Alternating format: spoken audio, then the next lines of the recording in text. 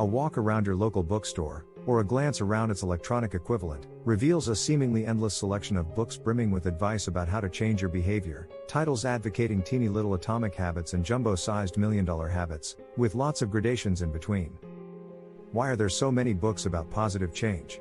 Probably for the same reason there are a lot of books about love and marriage. Getting these things right requires continual fine-tuning and occasional major adjustments. Despite reading dozens of such books ourselves, Dave and I both find it difficult to begin or maintain some of the most desirable changes in our own lives, such as cutting out those extra desserts, turning off YouTube to get a little more sleep, or finding some time every day to do a little writing. Why is it so hard to change?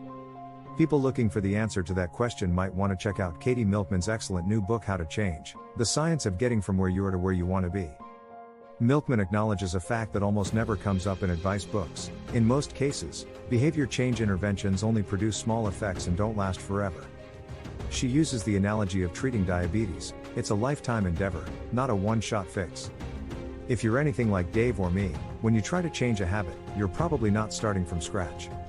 You're not going from a completely carefree, hedonistic lifestyle eating marshmallows all day long.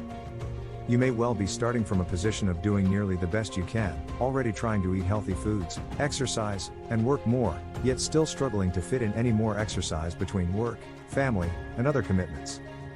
Cutting out those last few snacks may feel like denying yourself the last moments of joy before you pass out.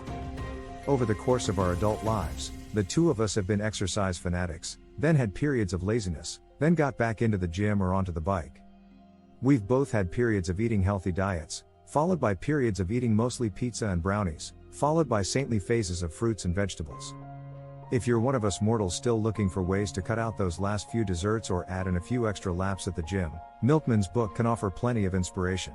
It's full of practical advice for dealing with different kinds of habitual problems, organized into chapters on overcoming the obstacles of impulsivity, procrastination, forgetfulness, and laziness, as well as the costs and benefits of overconfidence and social conformity. Her book contains a couple of dozen useful suggestions. Here are 3 of them. 1. One of the biggest problems is what Milkman calls present bias, the tendency to value short-term gratifications right now, binge watching an entertaining TV series, over big rewards that will only come in the future, being 15 pounds lighter, or getting a good grade at the end of the semester for studying your textbook. She suggests we bundle temptations along with virtuous activities. One of us independently hit upon this tactic by pairing listening to audiobooks with doing home workouts or washing the dishes. Every time I get absorbed in a book like Milkman's, for example, the once dirty kitchen is spotless for several days. 2. A related solution to the short-term gratification problem is to gamify our work tasks. Peloton does this by having leaderboards, giving continual feedback about how many calories you are burning, and having the instructors occasionally call out to some individual exercising at home. You can do something similar just by awarding yourself points for exercising or doing homework, and later cashing in those points for a reward. 3. Public commitments are a time-honored behavior change technique. Milkman notes they work better when there are hard consequences for not meeting your goals. One technique is to give $100 to a friend or relative, with instructions to spend it or give it away if you don't reach a goal, weight loss or cigarette cessation.